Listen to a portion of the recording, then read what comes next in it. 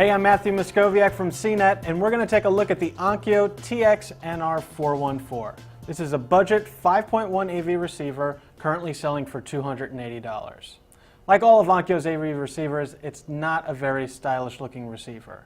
It's got a boxy look with a lot of sharp edges, and there's a ton of buttons on the front that you'll probably never use. The included remote is decent, although the buttons are small, and like the front panel, it's a little more cluttered than it needs to be. Now that bare bones feel carries over to the user interface, which is just basic white text rather than a prettier graphical user interface that's found on a lot more expensive receivers.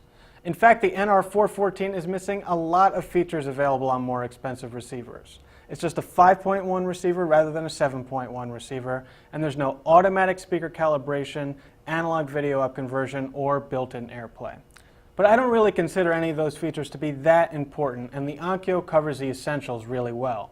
Around back, it has 6 HDMI inputs, which is outstanding for this price and should be enough for most home theaters.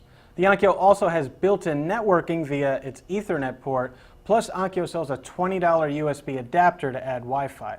Most manufacturers charge closer to $100 for their Wi-Fi accessories, so the cheaper dongle is a nice plus.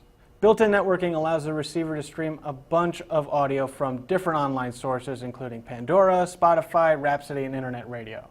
It also allows you to control the receiver via Onkyo's smartphone app, and that's a particularly nice feature on this receiver because it lets you browse music services right on the app rather than using the lousy on-screen user interface. We had CNET's resident golden ear Steve Guttenberg take a listen to the Onkyo sound quality. Overall, it performed pretty well, although it was a noticeable step down from more expensive receivers like last year's Denon AVR 1912. Action movies sounded a little less dynamic than with the Denon, although stereo CDs were more comparable.